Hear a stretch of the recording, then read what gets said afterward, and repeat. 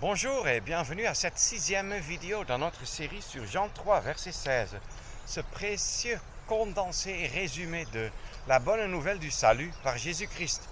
Cette bonne nouvelle que Dieu fait encore répandre de nos jours dans le monde entier. Et je suis tellement heureux que déjà, selon ce que je lisais ces jours-ci, ce verset existe dans plus de 2700 langues. Pour que chaque être humain dans le monde entier comprenne que Dieu a un message pour lui, que Dieu apporte de l'intérêt pour chaque être humain. Lisons encore ce verset. Car Dieu a tant aimé le monde qu'il a donné son Fils unique, afin que quiconque croit en lui ne périsse pas, mais qu'il ait la vie éternelle. Nous avions déjà vu qui est Dieu et qu'il est un Dieu d'amour et qu'il a tant aimé le monde qu'il a donné son Fils unique. Son Fils unique, c'est Jésus-Christ. Maintenant, je voudrais un instant méditer sur le fait qu'il a donné. Tout d'abord, je voudrais mettre l'accent sur le fait que lui, il a donné. Quand dans ce monde, de nos jours encore, beaucoup de personnes, beaucoup de gens, pratiquement de toutes les races, de toutes les religions, sectes, etc., découvrent qu'ils ne sont pas parfaits, qu'est-ce qu'ils commencent à faire? Ils commencent à faire un effort eux-mêmes, à vouloir être un peu plus pieux, un peu plus fidèles, un peu plus généreux, un peu plus fréquents dans les églises, dans les mosquées, etc., dans les temples de l'hindouisme, etc. Toutes sortes de choses. Bref, les hommes le font et se donnent des efforts. Or, nous, comme chrétiens, rachetés, comme enfants de Dieu, nous savons une chose, que le salut, c'est une chose qui nous a été donnée. L'initiative pour le don inexprimable du pardon des péchés par Jésus-Christ est venue non pas de moi, non pas de nous, pas d'un homme quelconque dans le monde entier, mais justement de Dieu. C'est lui qui a donné. C'est d'abord là, dans cette phrase, qu'il a tant aimé le monde, qu'il a donné. Ça met l'accent sur le fait que l'initiative vient de lui. La source du don, c'est lui. Tout, en fait, vient de lui. Et pour nous, enfants de Dieu, ça nous mène à un émerveillement, à l'adoration devant ce grand Dieu qui est devenu en Jésus-Christ notre Père et qui a tout fait. Il a donné. Que nous sommes heureux que la parole de Dieu n'est pas venue d'un homme. Ça n'a pas été trouvé par quelqu'un dans le désert ou sous un buisson, comme certains le disent que leur prophète l'a trouvé dans le désert de l'Arabie ou sous un buisson en Amérique du Nord quelque part. Ah non, nous savons que tout ce qui nous est parvenu, c'est venu de lui, du Dieu souverain et suprême. Lui, il a pris l'initiative, en écartant même l'homme. Aucun homme n'a joué aucun rôle dans le don du Fils. Oui, la Bible a été écrite, a été dictée par le Saint-Esprit à des hommes, oui. Mais c'est la Bible, le livre saint, le livre sacré de Dieu, inspiré par Dieu lui-même. Par contre, quand il s'agit de ce don dont nous parlons maintenant, c'est-à-dire qu'il a donné son Fils unique, il était le seul qui était impliqué. Dieu seul était impliqué. Il y a eu cette concertation intime dans l'éternité, avant même la création, où Christ, plutôt où le Fils a dit, « Je viens pour faire ta volonté ». Il s'est rendu disponible pour accomplir la volonté de la déité, c'est-à-dire du Dieu éternel. Et il est venu comme homme sur la terre pour accomplir cela. Dieu était le seul. Aucun autre Aucun homme, aucune créature n'a joué un rôle dans son plan d'amour ni dans l'exécution du plan d'amour. Excepté dans ce sens, bien sûr, que le Fils de Dieu est devenu homme. Mais l'homme parfait, sans péché. Maintenant, le deuxième accent que je voudrais mettre, c'est qu'il a donné. Ah oui, vous savez que ça met l'accent sur le fait que c'est un don.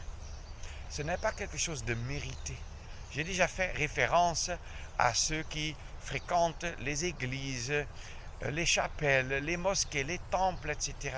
et font toutes sortes d'efforts possibles. Ils donnent les dîmes, ils se font baptiser, ils prient 5 fois par jour vers la Mecque. Toutes les religions ont les mêmes caractéristiques, à savoir de vouloir par les efforts humains, venant d'eux-mêmes, de leur cœur, de leur volonté, plaire au Dieu en qui ils croient. Mais le Dieu suprême, le Dieu plein de majesté, le Dieu vivant et vrai, lui, il a donné. Il ne reste plus rien à faire. Il a tout fait. Ce n'est pas que lui, il dit, ça coûte 1 milliard.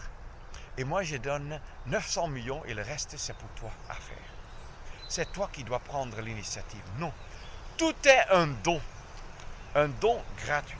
Et je voudrais lire cela dans l'Épître aux Éphésiens, chapitre 2, pour souligner que tout vient de lui et tout est un don. Et tout exclut la fierté, l'orgueil, la fidélité, imaginez bien sûr, de l'homme, sa religion, ses actes, ses bonnes œuvres, ainsi de suite. Ce n'est pas notre baptême, ce n'est pas notre fréquentation du culte à l'église, de la messe, etc. qui nous sauve. Non, nous pouvons savoir par la parole de Dieu ceci. Éphésiens 2, verset 1er. Vous, lorsque vous étiez morts dans vos fautes et dans vos péchés, verset 5. Alors même que nous étions morts dans nos fautes, Dieu nous a vivifiés ensemble avec le Christ. Vous êtes sauvés par la grâce. Et nous a ressuscités ensemble et nous a fait asseoir ensemble dans les lieux célestes, dans le Christ Jésus, afin qu'il montrât dans les siècles à venir les immenses richesses de sa grâce, dans sa bonté envers nous, dans le Christ Jésus. Car vous êtes sauvés par la grâce, par la foi. Et cela ne vient pas de vous. C'est le don de Dieu. Vous voyez, c'est le don de Dieu. Non pas sur le principe des œuvres, afin que personne ne se glorifie, car nous sommes son ouvrage, ayant été créés dans le Christ Jésus, pour les bonnes œuvres que Dieu a préparées à l'avance, afin que nous marchions en elles. Les bonnes œuvres, ah oui, après avoir été sauvés, vivifiés, ressuscités, alors, maintenant, étant sauvés et rachetés, nous sommes appelés à faire des bonnes œuvres, pas pour être sauvés, mais parce que nous savons déjà être sauvés et nous voulons maintenant, dans notre vie, glorifier Dieu, pas par nos propres efforts, mais par les bonnes œuvres que lui-même, il a préparées afin que nous puissions le glorifier dans nos vies. Que Dieu nous donne cette grâce. Je parle à vous, enfants de Dieu, chers frères, chères sœurs en Christ, de vraiment comprendre que tout notre salut dépendait de lui. Donc, l'initiative venait de lui. Nous n'avons plus rien à ajouter. Notre fidélité, imaginez, nos bonnes œuvres ne sont pas pour que nous soyons un peu plus acceptables devant Dieu. Nous avons déjà été, selon Éphésiens 1, verset 5 et suivant, rendus agréables dans le bien-aimé, c'est-à-dire en Christ. On ne peut pas être plus agréable que le Christ l'est devant Dieu. Nous sommes parfaitement agréables en Christ devant Dieu. Maintenant, puissions-nous marcher dans ces bonnes œuvres que Dieu même a préparées. Et puissions-nous toujours comprendre le message que nous avons. De plus en plus des prédicateurs dans le christianisme prêchent encore une religion de bonnes œuvres, que ce soit les œuvres du catholicisme, du protestantisme, du pentecôtisme. Tout ça ne se trouve pas dans la parole de Dieu. C'est les œuvres pour être sauvé. Et ça n'existe pas. Personne ne peut être sauvé par les œuvres. mais étant sauvés par la grâce divine, ayant cru en Jésus-Christ, nous voulons maintenant vivre une vie à sa gloire, pour l'honorer en toutes choses, à tous égards, pour l'exalter dans ce monde, parce qu'il en est véritablement, parfaitement digne. Nous n'avons rien mérité, tout vient de lui. Comme nous avons lu en Jean 3, Dieu a tant aimé le monde qu'il a donné son Fils. Lui a pris l'initiative et il a donné. Ailleurs, dans l'Épître aux Romains, la parole parle de ce que c'est un don gratuit. Nous n'avons rien mérité. Nous n'avons pas gagné cela par nos efforts.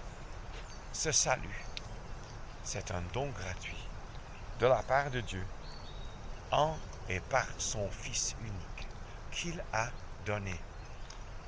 Donner veut aussi dire qu'il a donné non seulement pour venir sur la terre et pour vivre sur la terre, mais pour mourir sur la terre. L'objet de ses délices, le Fils de son amour, il l'a donné, il l'a livré dans les souffrances et dans la mort, alors qu'il était le prince, qu'il est même le prince de la vie. Quelle chose affreuse pour le Fils de Dieu, mais il a voulu le faire parce qu'il nous aime. Comprenons alors l'immensité de son amour et répondons à cela. Je parle de nouveau aux enfants de Dieu, aux rachetés. Répondons à cela d'un cœur rempli de reconnaissance et rendons-lui gloire. Il en est digne. Il est digne de notre reconnaissance à cause du don inexprimable, du don incompréhensiblement grand qu'il a donné. À lui la gloire, à jamais. La prochaine fois, nous voulons un peu méditer sur ce fait contenu dans cette expression « son Fils unique ». Pour ainsi dire, le contenu même du don, c'est son Fils unique. Et c'est dans son Fils que nous allons découvrir beaucoup de beauté. Et nous devrons même nous en occuper de jour en jour pour voir l'immensité de l'amour et la grandeur du cœur de Dieu. Merci et à la prochaine vidéo.